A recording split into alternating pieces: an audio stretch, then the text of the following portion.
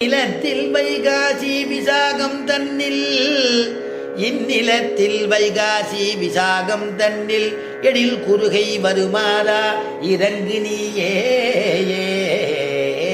1100 பாட்டும் 102 பாட்டும் திருவாய்மொழியா 1102 பாட்டு. அது தவிர ஆசிரியம் எழுதியிருக்கார். அப்புறம் திருவிருத்தம்ங்கிற திவ்ய பிரபந்தம் பண்ணியிருக்கார். இப்படி நிறையா பண்ணியிருக்கார். 1000க்கு மேலே பண்ணியிருக்கார் அநேக பாசுரங்கள். அவர் சொன்னாராம், எல்லா பாசுரத்தையும் அவர் எழுதலை, ஒரு ஓலையை எடுத்துட்டு சரி ஒரு 1000 பாசுரத்துக்கு மேலே பண்ணியிருக்காரு, ஒரு 500 பாசுரம் எழுதினாருன்னா 500 பாசுரம் எழுதலை, 100 பாசுரம் எழுதினாருன்னா 100 பாசுரம் எழுதலை, 10 பாசுரம் எழுதினாருன்னா 10 பாசுரம் எழுதலை. அந்த ஓலையில் ஒரே ஒரு பாசுரம் மட்டும் எழுதினாராம். கண்ணன் கடலினை நன்னும் மனமுடையீர்,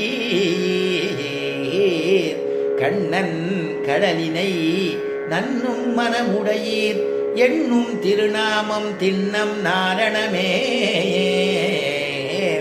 கண்ணன் கடலினை நன்னும் மனமுடையீர், எண்ணும் திருநாமம் திண்ணம் நாரணமே. அந்த மட்டும்தான் 2 லைன் தான். அது ஒரு பாட்டு, குட்டி குட்டி பாட்டு. நாரணன் எம்மார் பாரணன் காலன், பாரணம் தொலைத்த காரணம் தானே. 2 லைன்ல இருக்கும் ஒரு பாசுரம். அந்த ஒரு பாசுரத்துக்கு எல்லா பாசுரத்துக்கும் ஈடு இது. அந்த ஒரு பாசுரத்தை மட்டும் எழுதிட்டார். அனல்ல சேர்க்கிறார். அதில் பொசுங்கால பிடிக்க அவள் கையில் வருது, தாசருடைய கையில் வருது. புனல்ல சேர்க்கிறார். அப்படி குதிச்சுன்னு எதிர்த்துட்டு அலையை எதிர்த்துட்டு அவர் கையில் வருது. உடனே எல்லாராலையும் கொண்டாடப்பட்டார் நம்மாழ்வாருடைய பாசுரங்கள். அது இலக்கியத்தை சார்ந்தது தான், இது பொன்மொழி தான் அப்படின்னு பொறிக்கப்பட்டது. அதனால் நம்மாழ்வார் பாசுரத்தை நீங்கள் கொண்டாடலாம். சங்கத்தினால, தமிழ் சங்கத்தினால ஏற்றுக்கொள்ளப்பட்டதுன்னு அங்கீகாரம் பண்ணாலாம். அதனால் சங்கத்தமிழ் மாலை ஆண்டாலும் சொல்கிறாள், தங்கத்தமிழ் மாலை 30 தப்பாவே உயர்ந்ததான தமிழ். அந்த தமிழை கொடுத்தவா நம்முடைய தமிழ் முனிவர்கள். ஆழ்வார்களுக்கெல்லாம் தமிழ் முனிவர்கள்னு பேர் இல்லையா? அப்படிப்பட்டதான அப்படி ஒரு கட்டமான திசை. கம்பன்லாம் அப்புறம் தானே. அதனால் கம்பநாட்டு ஆழ்வான் திருவழுந்தூர்ங்கிற திவ்ய தேசத்தில் தான் அவர் பிறந்தார். கம்பநாட்டு ஆழ்வான் ராமாயணத்தை கம்பராமாயணம்னு எழுதினார். ஆனால் அவர் யாரை அனுசரித்து எழுதினார்னா வால்மீகி அனுசரித்து தான் எழுதினார். தனியாக ஒன்று தன்னுடைய சுயமர்த்தத்தை ஒன்றும் எழுதலை. ராமன் வால்மீகி சொல்கிறார். இவர் தெய்வமாக எழுதியிருக்கார்.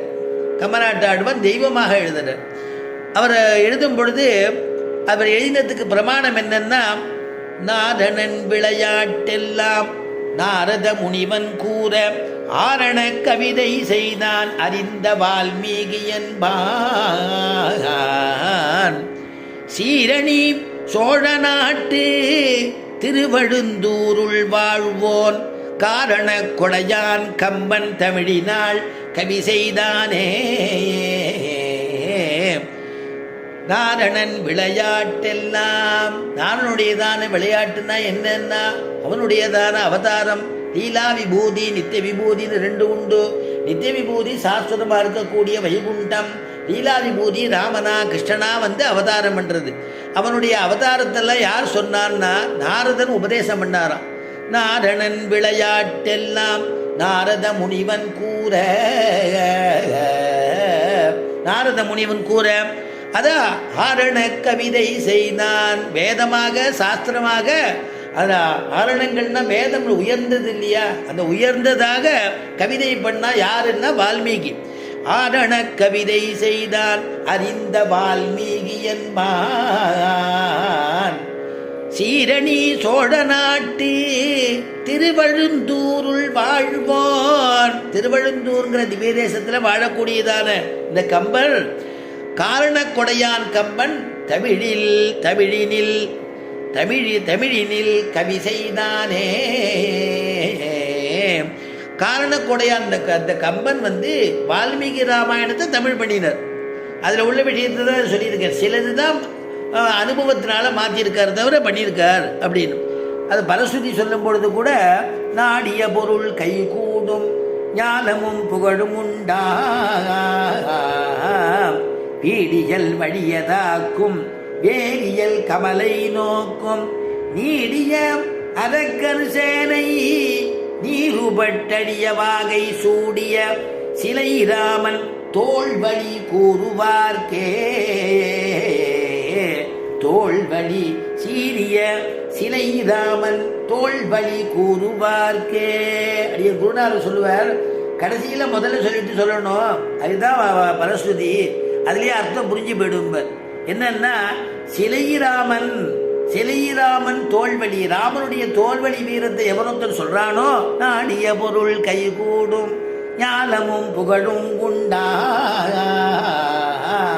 அதனால அந்த அவனுடையதான ராமனுடைய தோல்வழி வீரத்தை சொன்னா போருமா, நமக்கு எல்லாம் கிடைச்சிருமா. அதான் நம்ம பெரியாழ்வார் சாதிக்கிற தோல்வழி வீரமை பாடிப்பற, தோல்வழி ராமனுடைய தோல்வழி வீரத்தை பாடி பறக்கணுங்கிறது.